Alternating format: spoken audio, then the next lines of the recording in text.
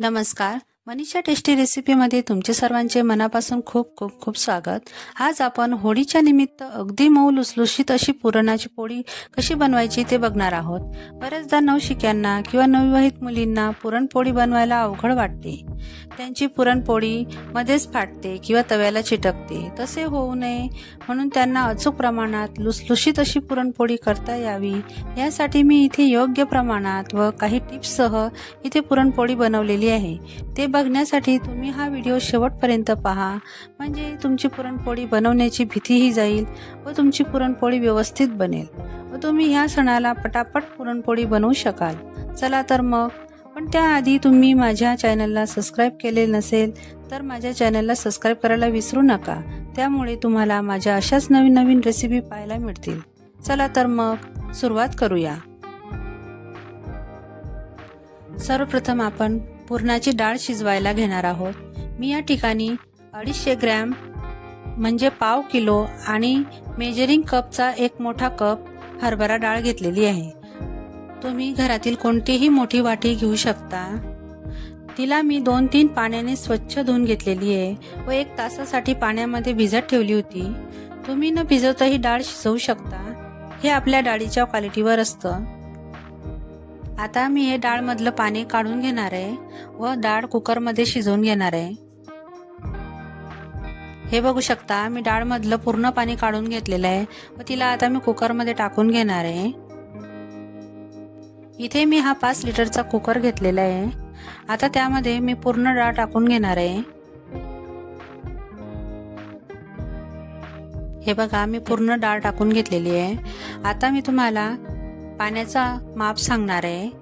ज्या कपाने मी डाळ मोजून घेतलेली होती त्याच कपाने मी आता हे 4 कप पाणी टाकून घेणार आहे।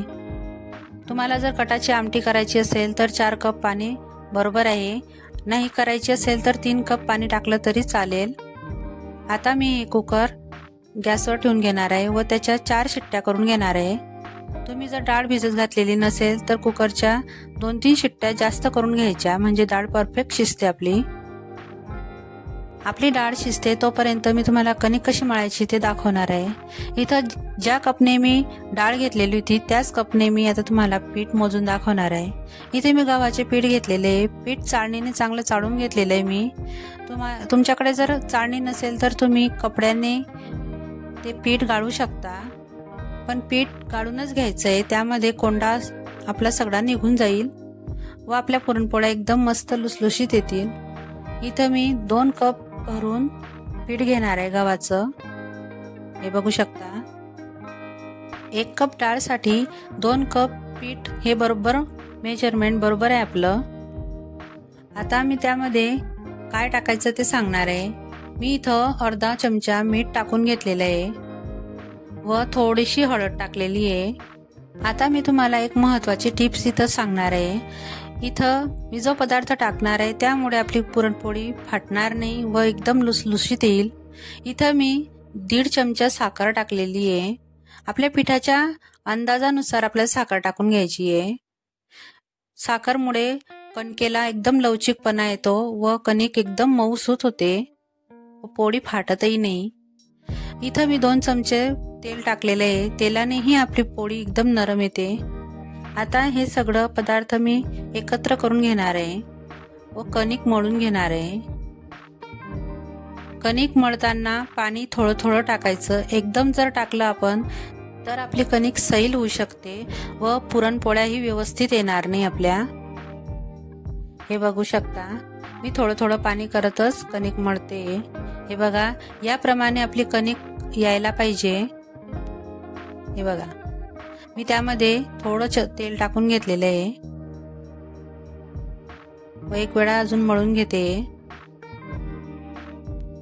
त्यामुळे कणिक लाटताना खूप छान पुरणपोळी आपली लाटली जाते।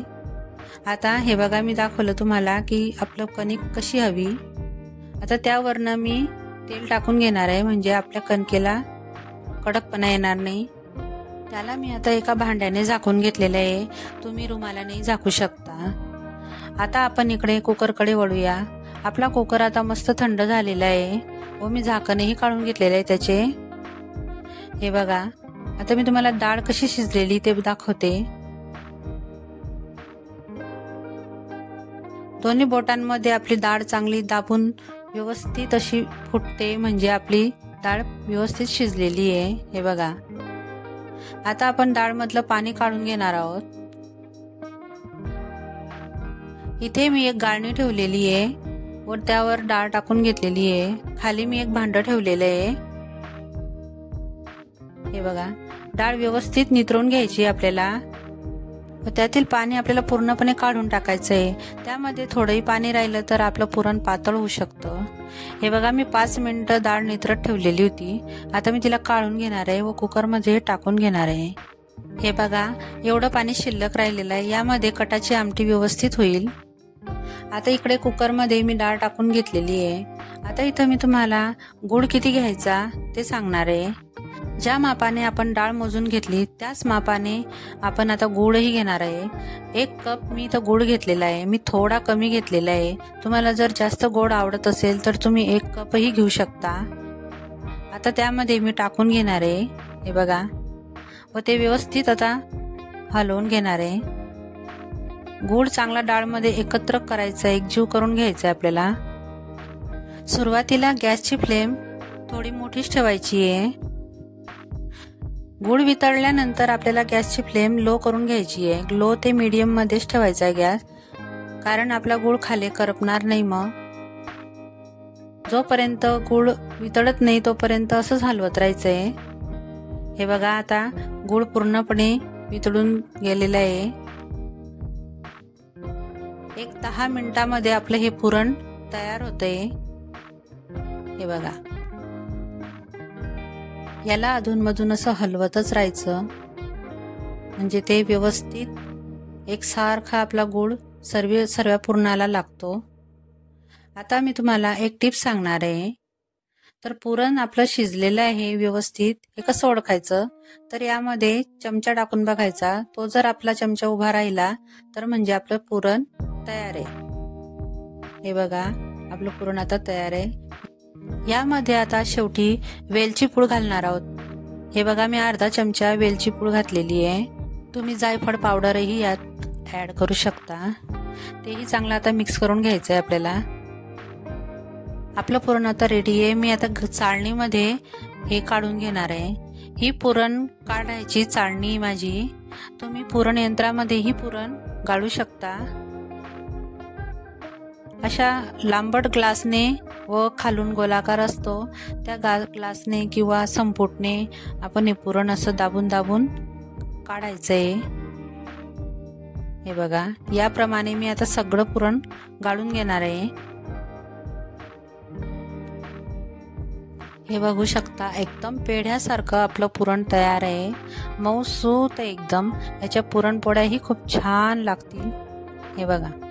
आता मी तुम्हाला पुरणपोळ्या कशा लाटायच्या ते दाखवणार आहे. इथं माझं पुरण तयार आहे, कणिक तयार आहे, पीठ आहे. पीठही मी गाळून घेतलेलं आहे आणि तूप घेतलेलं आहे. इथं प्रथम थोडा छोटा उंडा घ्यायचा. एक लिंबूच्या आकाराहून थोडा मोठा घ्यायचा.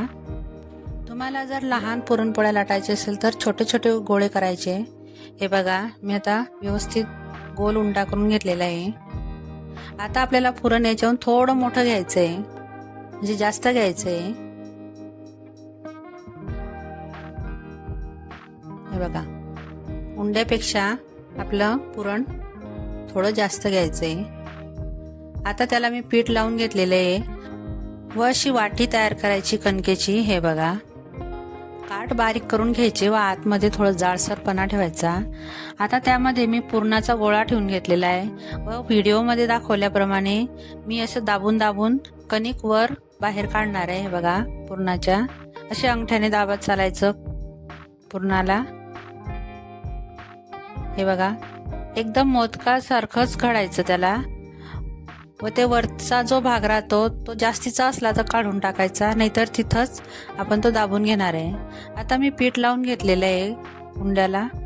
हे बघा, व असं हाताने न चौफेर फिरवायचं, म्हणजे पुरण सर्वीकडे सारखं पसरलं जातं. आता मी पुरणपोळी लाटून दाखवते तुम्हाला. हे बघा, अशा हलक्या हाताने वरच्या वर लाटणं फिरवत पुरणपोळी लाटायची आपल्याला. पुरणपोळीला कधीच दाबून लाटायचं नाही, नाहीतर आपली पुरणपोळी मध्येच पोळपाटाला चिटकून जाईल.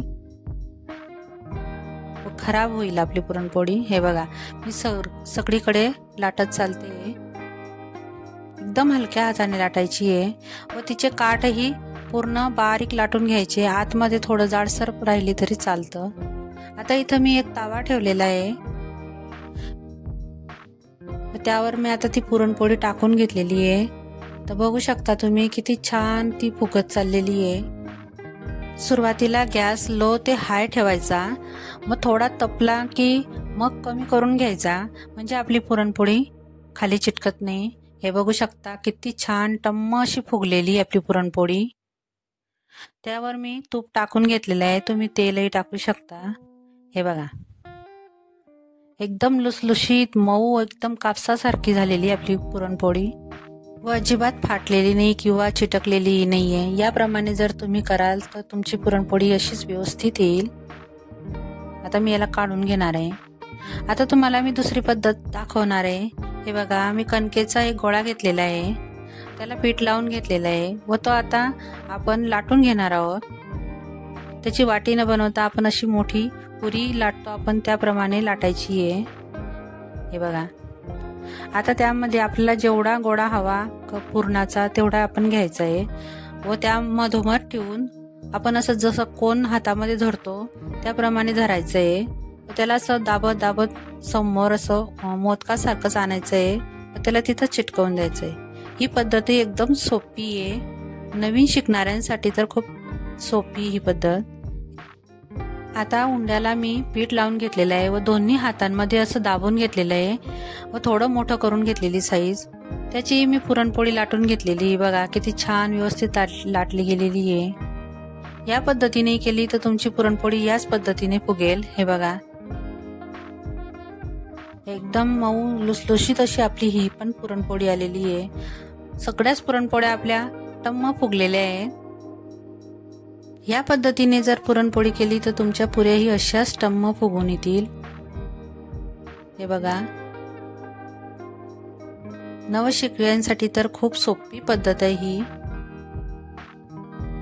होळीला तुम्ही हे नक्की करून बघा, तुमच्याही पुरणपोळ्या अशाच छान येतील। आता मी तुम्हाला पुरणपोळी दाखवते व त्यातील पुरणही दाखवते। हे बघा किती छान व्यवस्थित निघते। बघा आतमधील पुरण भरपूर भरलेलं आहे व बाहेरचं जे कव्हर आहे आपलं पोळीचं ते किती पातळ आहे। पुरणपोळी तुम्ही कटाच्या आमटी सोबत, खिरी सोबत किंवा दुधासोबत, बासुंदी सोबत किंवा नुसतं तुपासोबतही खाल्ली तर खूप छान लागते। आणि ही पुरणपोळी 2-3 दिवसही कडक होणार नाही किंवा त्याचं जे आतलं पुरण आहे तेही घट्ट असं होणार नाही, अशीच्या अशीच ती पुरणपोळी मऊ लुसलुशीत राहील। तर तुम्हाला माझी रेसिपी कशी वाटली ते कमेंट करून सांगा व आवडल्यास लाईक करा, शेअर करा व सबस्क्राईब करायला मात्र विसरू नका। करून बघा, खूप छान जमतील तुम्हाला ही पुरणपोळ्या। चला तर मग पुन्हा भेटूया अशाच एक नवीन रेसिपी सोबत। तोपर्यंत मस्त खा आणि स्वस्त राहा।